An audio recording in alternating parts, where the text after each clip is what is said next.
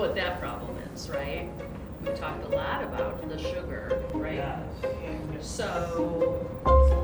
So today we are having a nutrition and cooking lesson with our friends from the Lenawee Intermediate School District. This is our adult transitions group. They are young adults with intellectual disabilities, and we've been meeting for 5 weeks. Partnership between MSU Extension is giving us added opportunity to help with our individuals going through the transition phase, learn about nutrition and healthy living, and broken some major barriers. This partnership has done wonders for our students. Today's lesson has to do with fat, so we did some lessons about how to find fat in foods and what the appropriate and healthy ranges for fat was, and then we measured out fat with teaspoons.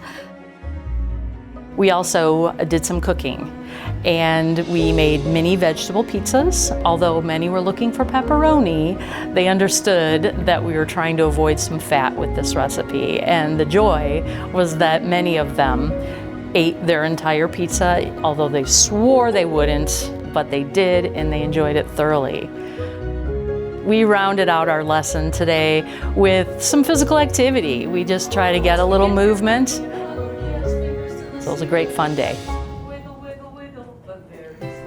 My favorite thing about this class, and in particular working with this population with intellectual disabilities, it's always very face value.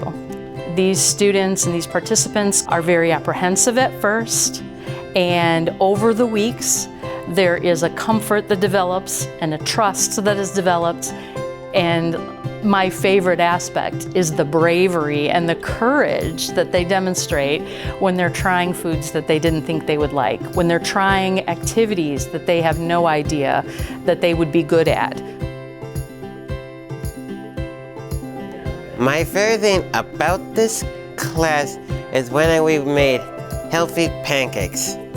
My favorite thing this class is pizzas.